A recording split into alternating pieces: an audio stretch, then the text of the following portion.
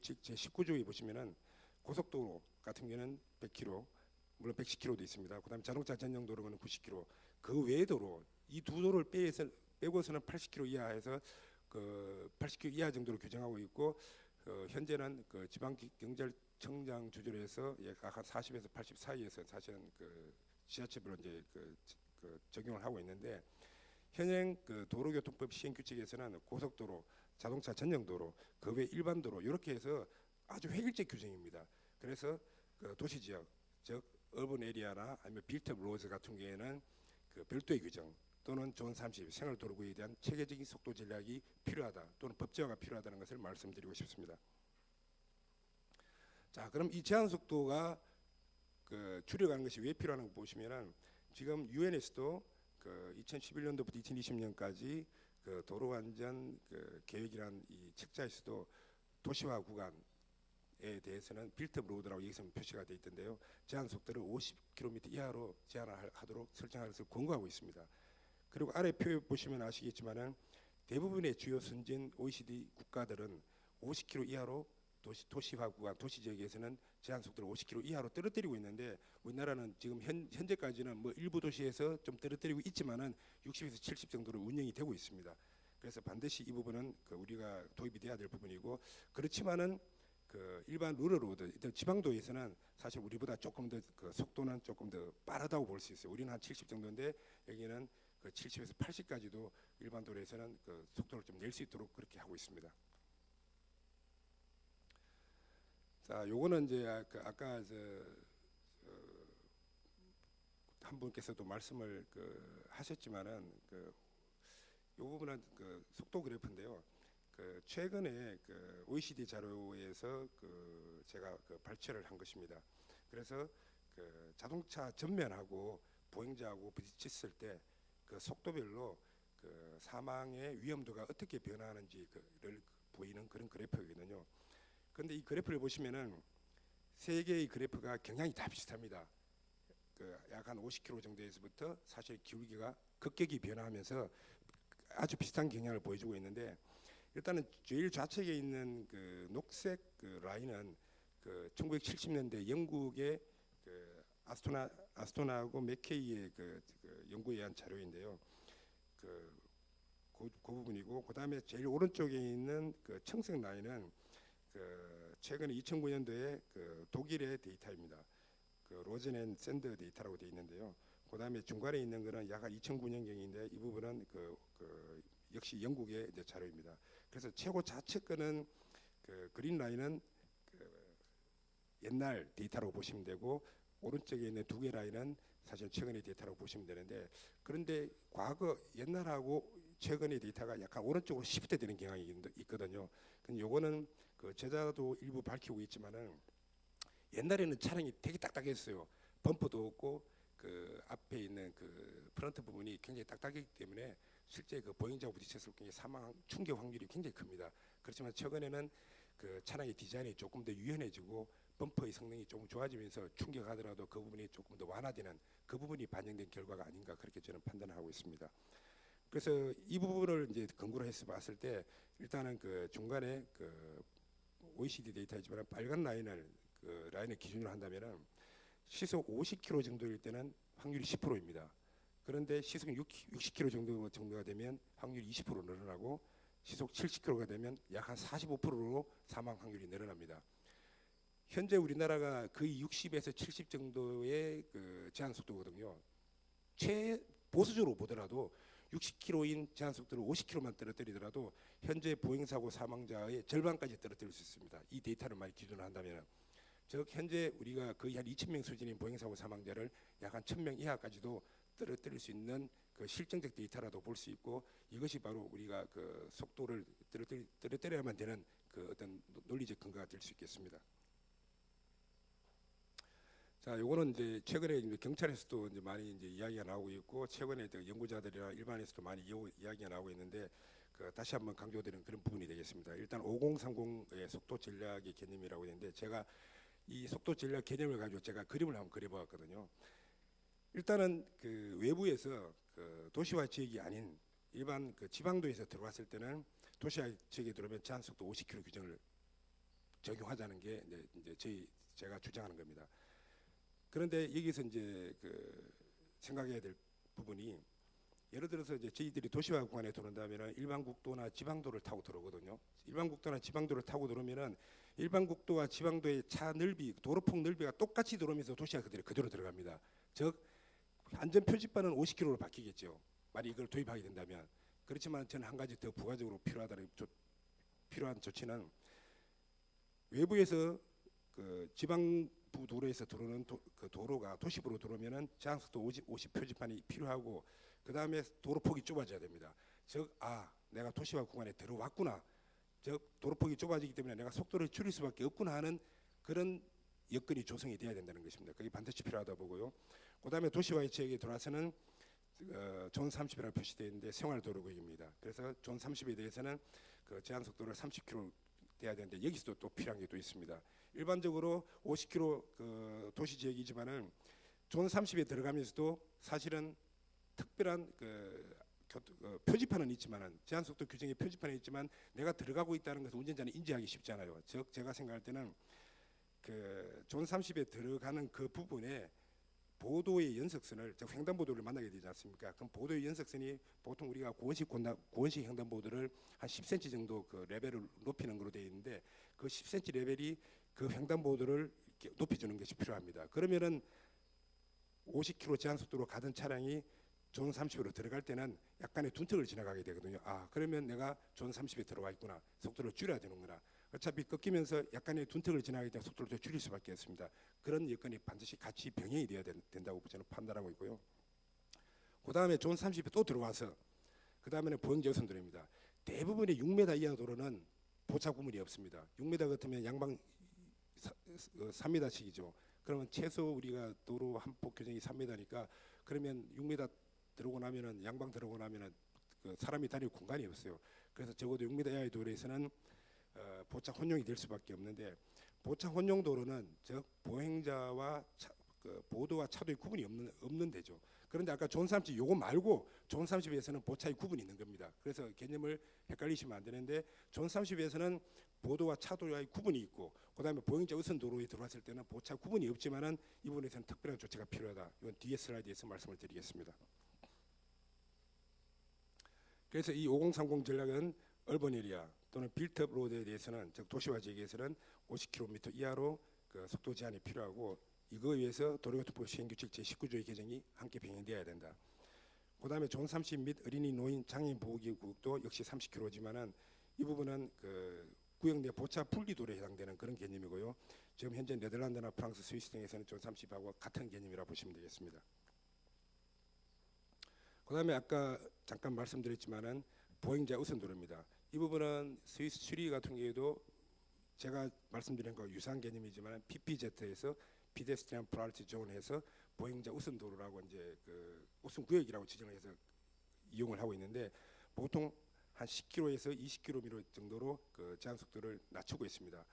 예를 들면 이게 유사한 개념으로, 물론 시얼드 스트리트, 시얼드 로드지만은 유사한 개념으로 네덜란드의 보넬프 같은 경우에도 사실은 어떻게 보면 제한적 그런 제시지만은 차량은 사람의 통행 속도를 능가할 수 없고 서로가 조심해야 된다고 하면서 보넬프를 도입했듯이, 저희들도 똑같이 적어도 10km 내지는 20km 안쪽에서 보행자 우선도로를 지정할 필요가 있고, 그러면 이제 여러분들이 궁금하실 수 있습니다. 아까 존 30에서 30km, 50km 이하에서는 사실은 교통사고 사망 확률이 보행사 사망 확률이 줄거든요. 특별히 차이가 없습니다. 그런데 30이면 많이 속도를 저하시키긴 하는데 뭘 또 10km까지 떨어뜨리냐 하는데, 이 부분에 대해서는 여러분들이 조금 주의해야 될 부분이, 아까의 곡선은 사망 확률입니다. 즉 사망할 리스크를 담는 거고, 이 10km하고 30km 사이에서는 또 어떤 중경상의 또 구분이 있을 수 있거든요. 이 부분에 대해서는 현재 데이터는 없습니다. 하지만은 속도차가 주는 부분이 부상의 심각도를 경감시키는 그런 조치이기 때문에 이 부분도 저는 이 속도를 떨어뜨려야 되는 그 이유 중에 하나라고 말씀드리고 싶습니다. 그래서 보차 분리가 힘든 9m 미만의 좁은 도로에서는 보행사고의 사망자의 53.5% 2014년 기준입니다. 통합 DB 기준에서 거의 절반 가까이 발생하고 있기 때문에 반드시 보행자 우선 도로로 지정이 돼야 되는 그런 부분이 있고요. 그다음에 아까 PPJ 때는 아까 말씀을 드렸고, 그래서 지금 현재 보행자 우선 도로의 개념은 국토의 계획 및 이용에 관한 법률 시행령에서 2016년 5월에 이미 도입이 되었습니다. 그렇지만 그 다음에 후속 조치가 없기 때문에 이 후속 조치가 반드시 이제 필요하고 최근 건축도시공간연구소에서 그 보행 속도 조사를 했는데 1.13m/s입니다. 제가 왜 이걸 달아놨는가 하면은 뭐 시간당으로 따지면 약 한 4km 이상 정도의 그 보행 속도가 되는데 그래서 이 4km의 보행 속도와 10km의 보행 속도의 차이가 있지만은 20km 가면 더 그 간격이 벌어지거든요. 30km 가면 더 벌어지고 그래서 보행 속도와 그 유사한 정도까지 사실은 차량의 속도를 떨어뜨려야 된다는 그런 개념에서 제가 잠깐 말씀을 드린 겁니다. 현재 그 도로교통법 관련 조항 개정이 필요한 부분은 그 김지혁 교수님의 그 발표 논문에서 제가 잠깐 그 주장하신 부분을 봤지만은 현재의 그 보차 혼용 도로에서는 보행자는 반드시 갓길을 차의 갓 부분을 이용해야 된다고 도로교통법에 그 제시가 되어 있습니다. 즉 그 보차 혼용 도로에서 갓길을 통해 가지 않는 보행자와 차량이 사고가 났을 때는 결국에는 이 부분에 대해서는 보행자의 잘못이다. 이렇게 지금 현재의 법은 되어 있거든요. 그래서 이거는 시급히 바꿔야 될 부분입니다. 그래서 보차 혼용 도로, 즉 보행자와 차량이 공존하는 도로에서는 보행자가 차도 그 보차 혼용 도로의 전력을 마음껏 쓸 수 있는 도록 그 법제화가 필요하다고 주장을 하고 싶고요. 그래서 도로의 전 부분을 사용하도록 하는 제8조의 규정이 개정이 필요하고 차마의 속도 및 행위 제한 제13조, 제10조, 17조 자동차 등의 동행 속도의 그 동행 속도 부분도 개정이 필요하다고 보고 있습니다. 그다음에 이제 지금 여기 제 슬라이드에서 그림에서는 그 아스팔트로 포장이 되어 있지만은 현재 보행 친화적인 도로 시설로 개선이 필요합니다. 이 부분은 보행자와 차량이 같이 공존하는 도로에서는 차량이 그 보차 혼용 도로에 들어갔을 때는 이게 차도가 아니고 보행자 도로구나라는 인식이 가져야 됩니다. 즉 보행자 도로처럼 꾸며져야 되고 차량이 속도를 함부로 낼 수 없는 여러 가지 시설물, 여러 가지 벤치도 좋고 나무 같은 시설도 좋습니다. 그런 부분들이 들어가서 결국은 차량이 그 빨리 움직일 수도 없고 그 다음에 이 부분은 보행자를 위한 도로이기 때문에 나는 그 차량은 그 보도를 빌려 쓰고 있구나 하는 그런 개념이 바뀔 수 있을 정도로 보행자 우선 도로에서는 그런 시설 개념이 들어가야 될 것이라고 보고 있습니다. 자, 여기까지는 이제 제가 그 속도 관리에 대한 부분을 말씀드리고요. 자, 그러면 이 부분은 사실 조금 어떻게 보면 사소한 건데 저는 이 사소함이 결국에는 보행사고 사망자를 줄이는 획기적인 방안이 될 수도 있다고 저는 보고 있습니다. 일단은 여기는 보행자 대기선 후방 이기로 되어 있는데요. 지금 그 그림에서 보시는 바와 같이 이 점자 벌렉이 되어 있습니다. 즉 시각 장애인을 위한 점자 벌렉이 되어 있는데 도로의 연석선에 바로 붙어 있습니다. 그래서 이 점자 벌렉이 마치 횡단보도의 대기선처럼 일반 사람들도 알고 있고 일반 사람들도 이용하고 있습니다. 잘 아시잖아요. 우리나라 사람들 되게 빨리빨리 문화라는 거 급해요. 그래서 이 부분이 더욱더 위험할 수 있는 소지가 있는 것이고 실질적으로 보행사고는 결국에는 시간적, 공간적 공유를 어떻게 해결하느냐는 방법이거든요. 즉 보차 혼용 도로에서는 보행자와 차량이 전체적으로 전 시간을 같이 쓰는 개념이지만은 횡단보도는 그 공간을 결국은 시간적으로 어떤 때는 차량한테 부여하고 어떤 때는 보행자한테 부여하는 개념이거든요. 그러면 그 중간에 있던 시간대는 상관이 없겠지만은 이 횡단보도 시간이 변경되는 그 타이밍에서의 관리가 굉장히 저는 중요하다고 보고 있습니다.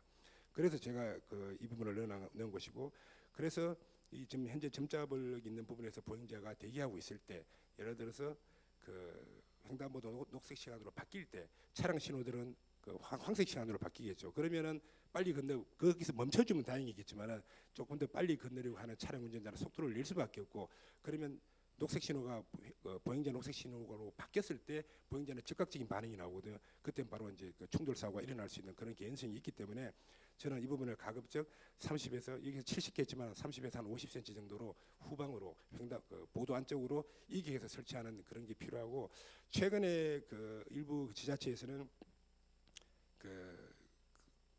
신발 자국 같은 거를 이렇게 어린이들 많은 데는 신발 자국 같은 걸 표시해가 거기서 기다리라고 이렇게 돼 있는데 저는 그거보다는 어린이들 많은데 그거보다는 전방위적으로 전체 도로에서 이런 횡단보도의 대기선 개념을 해서 조금 뒤로 밀자 하는 그것을 제안하고 싶습니다.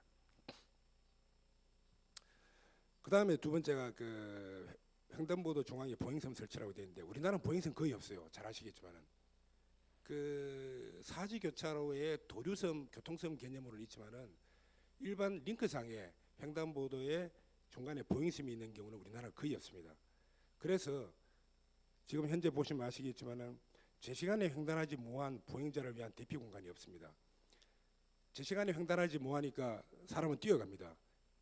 예를 들면 지금 현재 그 도로교통법에서는 예를 들어서 횡단보도 보행자의 녹색 시간일 때는 상관이 없지만은 전멸 시간이 됐을 때는 즉 횡단보도에 대기하는 사람은 건너지 말라는 뜻이거든요. 건너가고 있으신 분은 빨리 건너가는 뜻이지만은 전멸 시간이 시작되는 그 순간은 횡단보도에 진입을 하면 안 됩니다. 그렇지만 우리나라 사람은 안 그래요. 빨리 가고 싶거든요. 그럼 뛰어갑니다.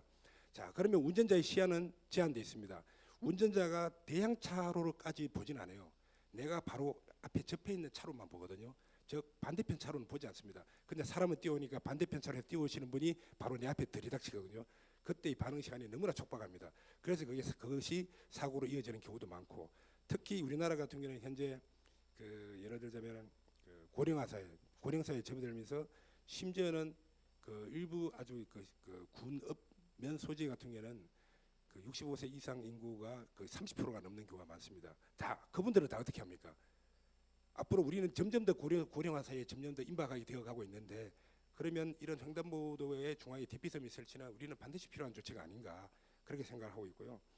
그래서 횡단보도 중앙에 횡단보도를 위한 보행섬을 설치하면 횡단보도를 위한 대피 공간으로 제공하는 것도 있지만은 그 대피 공간을 제공하기 위해서는 차로폭을 줄일 수밖에 없어요. 지금 그 도로 단면도가 나와 있지만은 차로폭을 좁히면 결국에는 차량의 속도도 줄어들게 돼 있거든요. 그럼 이중 효과를 다 볼 수가 있고, 그래서 저는 이 부분이 우리나라에도 시급히 도입이 필요하다고 저는 보고 있고, 그다음에 아울러 횡단보도 신호주기 단축이 필요합니다.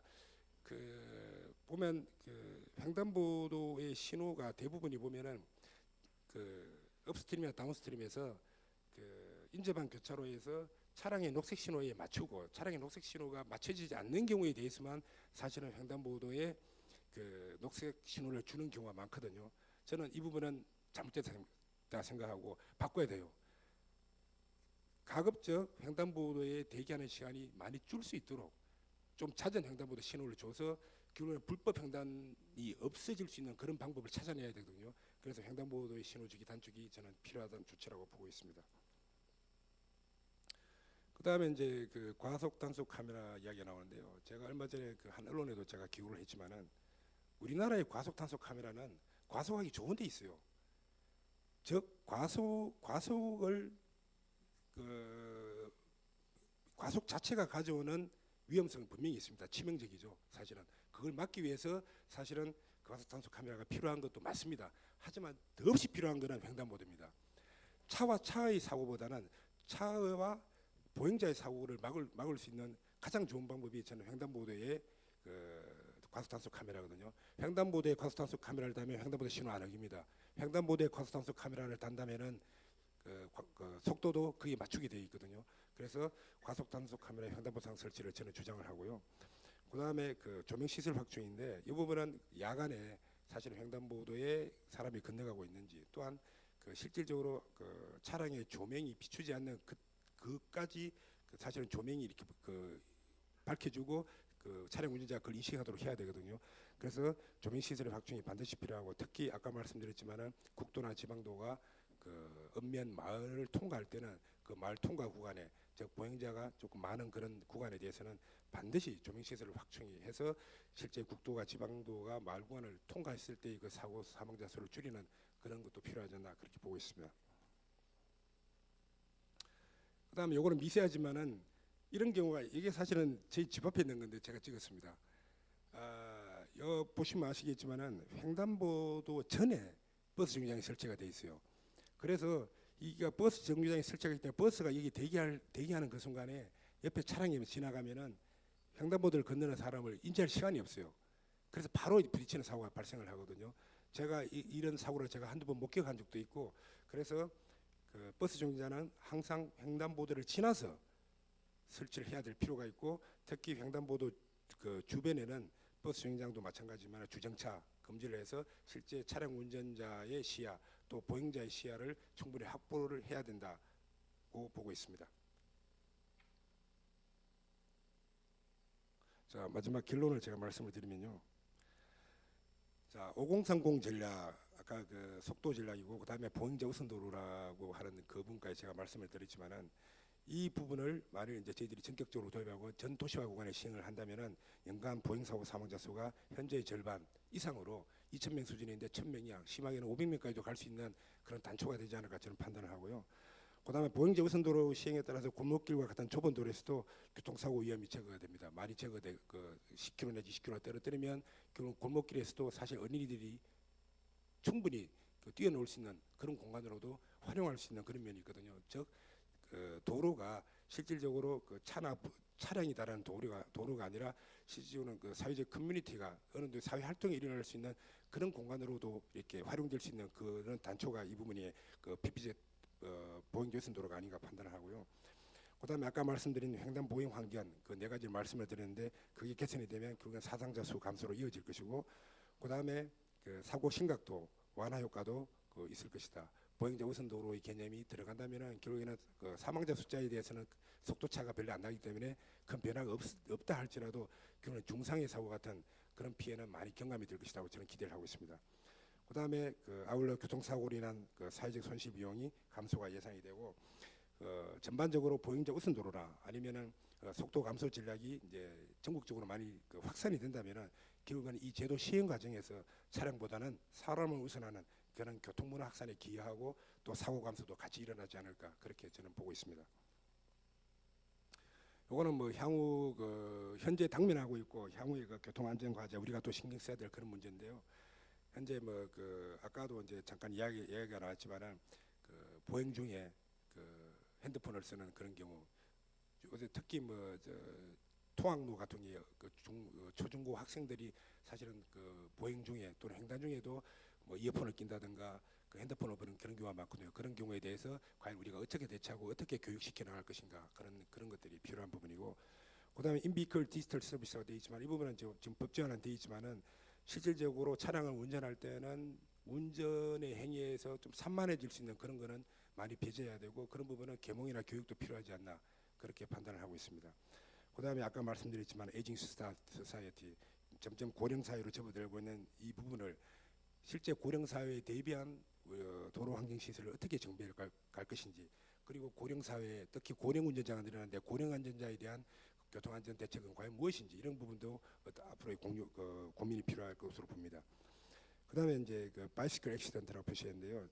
그 녹색 교통 바람의 그런 정책에 따라서 사실은 그 자전거 수단이 굉장히 많이 늘어나고 있습니다. 특히 최근에는 PM이죠. 그 퍼스널 모빌리티에서 그 전동 보조 운전 장치라고 그런 게 있죠. 뭐 요새 많이 나오고 있는데 그런 것들은 이제 사실 학생들이나 일반 직장인들도 많이 타고 있는데 그럼 과연 이 부분은 어떻게 해결할 것인가? 그런 보행 전동 장치를 PM을 타고 있는 그 사람을 보행자로 볼 것인가? 아니면 자전거로 볼 것인가? 보행자로 본다면은 보행자 옷을 부딪혔을 때 어떻게 해결할 것인가? 자전거로 본다면 어떻게 할 것인가? 그런 것에 대한 고민도 앞으로 필요하다 그렇게 보고 있습니다.